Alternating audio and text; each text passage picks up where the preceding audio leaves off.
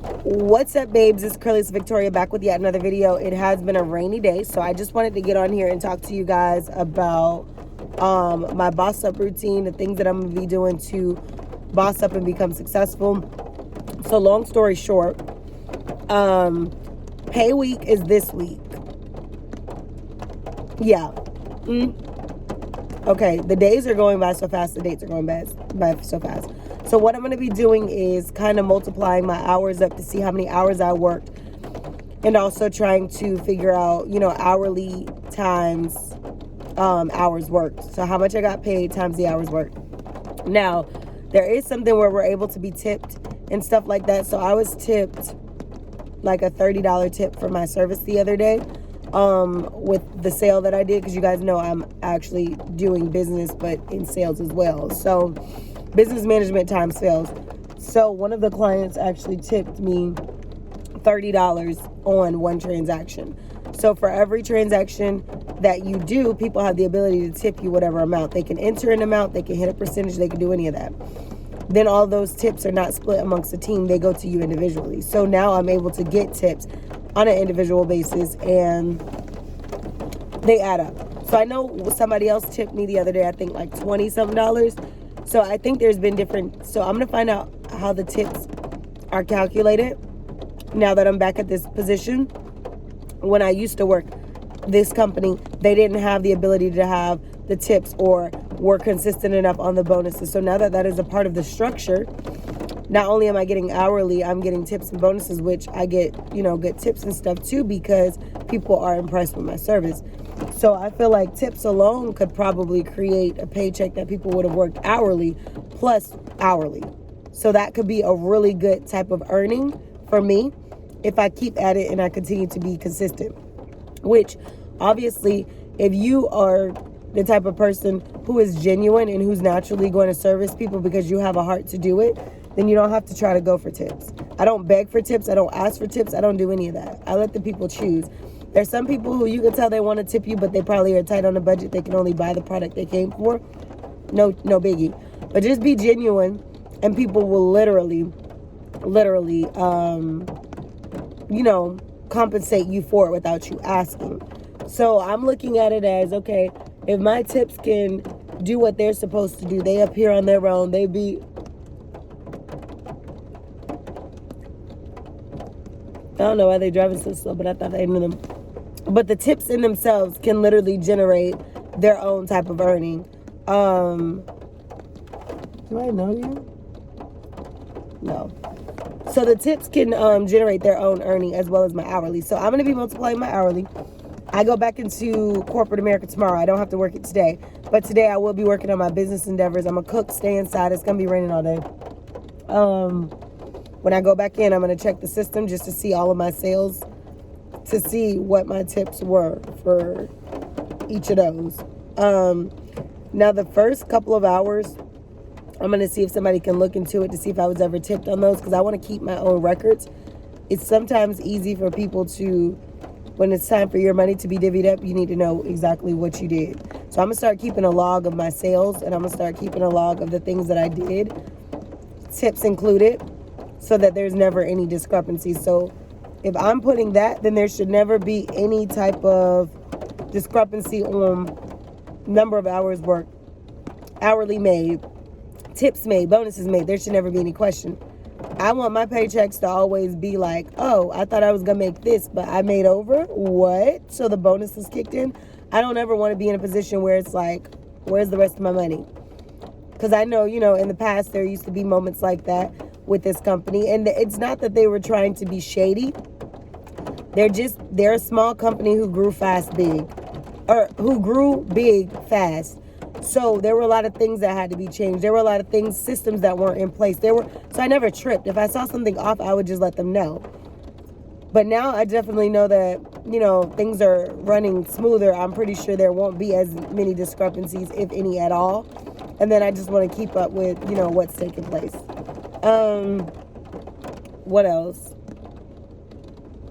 Yes, so I'm going to be multiplying that up, because once I get paid, I need to know what I'm paying toward. So I'll be going back through, like I told you guys, looking at the things I know there was one balance that I owe from a company, and I thought that it was like they were only going to make me pay that amount. But I seen an option that was a payment option for it. And it's like if you pay this off in one lump sum or you pay this off in 3, then you could just pay it off half the balance of this. So obviously they're always wanting to collect their money. And I know a lot of times you don't want to pay old debt, because if you do that, it just like keeps it on your credit longer, or, you know, it just, I know some creditors and lenders would be like, if it's old, if it's in collections, don't pay it. I'm not doing all that, because I have goals like wanting to acquire more wanting to acquire more assets, and then also properties and things like that. So I have to do things that's going to make sense for me to be in that direction, not things that are going to make sense for somebody who wants it to just sit on their credit for 7 years and nothing happens. So I rather a $0 balance paid than it to be a balance revolving for years and look negative. Because if the history of the account is still going to show, whether charged off or in good process or behind or whatever, I'd rather it show positive. So I am going to take them up on that. I'm going to find out if that's something they can remove from the credit once it's paid, or if it's going to show up just as a $0 paid in full or paid and settled or whatever. So I am excited about that, because I'm like, okay, well, that's $200 less, because the balance is like $400. So that gives me a $200 something balance, and I can do one lump sum or 3 or 4 installments. So I'm gonna probably set that up. And I told you guys I don't really want to do lump sum payments. I want to do I don't want to do one lump sum of a payment on arrangements. I want to do like at least 2 to 3 or more arrangements, so that I can show the history of it being settled. And that's my personal prerogative. I think breaking down the budget, it will make sense to do it that way, but also showing like, hey, she said she'll commit to doing this arrangement, and hey, she did it, she fulfilled it. That's literally what I think the best thing to do when you're already in a bad position is to try and put yourself in a better position by actually following through with the actual commitment, because things happen. Like when this balance went into collections, I was sick with COVID thinking that I was going to die. Like, I was not worried about any of this stuff. Like, I was literally worried about there was times I was going to sleep where I was like, Lord, am I going to wake up? That's how terrible I felt. So some things happen in your life that are beyond your control, and all you can do is control what you can control. You can't stress what you can't control. Even though we do stress it, and I know it's easier said than done, but you have to focus on finding a solution rather than remaining at a state of being in the problem. So that's what I'm gonna be doing. I should have made me some coffee or something, because I'm so hungry. Like, I'm chewing this gum so heavy. But I think I need a matcha latte or something, because I still have to cook. So it's not like I'm going to be able to eat right away. I still need to cook. So that's what I'm about to do. I guess I just wanted to make this video in between my vlog to let you guys know what I'm going to be doing. So I am going to be tomorrow checking the system to see all of my sales and tips, so that I can write them down in my journal. And then I'm also going to be multiplying the number of hours that I think I'll be paid, because I think all of last week plus the 2 days that I worked the week before is what's going to be put on this check. So I think when I start working tomorrow, everything this week and everything next week goes on the following week's check. So I think I'm caught up on their cycle, because you know how when you get into corporate America and they're doing, if it's not weekly pay, it's bi-weekly, you have to figure out where you at in the cycle. I think I'll get paid this week for the last 2 weeks.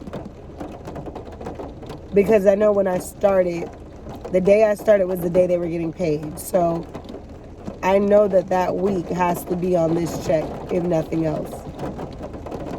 Yeah. So I think between that week and this week, because I worked yesterday, yeah. Between that week and this week, I probably would have worked maybe 25 plus hours, maybe. I think 25 or somewhere between 23 and 25 hours probably. Because I did give up a couple hours as well. So, for somebody else. So, I'll be multiplying that out, trying to figure that out. and updating you guys. I need my nails done as well, so I'm going to be scheduling a nail and toe appointment soon. Now, I did think about cutting my nails in out of the budget because obviously I think some of the people are using cheap products. But it's like, it's hard for me to see my nails look so raggedy. I'm so used to looking put together. But I think where I go get my pedicure, they charge $10, I think, less than where I go get, $10 or $12 less than where I go get my nails done. So I think I might try them out, not only because they're cheaper, but because I want to see if it lasts or if it's just like the products that my people are now getting that are just ruining my nails. So we'll see. But yeah, because this is not doing it for me. But, you know, stuff like that, maintenance like that, I kind of don't want to cut out because my upkeep, thankfully I know how to do my own hair and stuff like that, but my upkeep is literally a part of my brand. You know what I mean? I can't just be looking janky. So I probably won't eliminate that as much as I get upset about what goes on. I just might find either somebody else to do them or express my concern where I go. I don't know. What else? Sorry, y'all. If I look like I keep picking up my fingernails, it's because I'm trying to get this little polish that I put on here off. So that's what I'm going to do. I feel so gassy. I don't know why. But I'm going to get up there and do that. But I wanted to let you guys know what your girl's Boss Girl routine is this week. So this will be the first week that I incorporate corporate America's paychecks to go toward the things that I said I needed to do.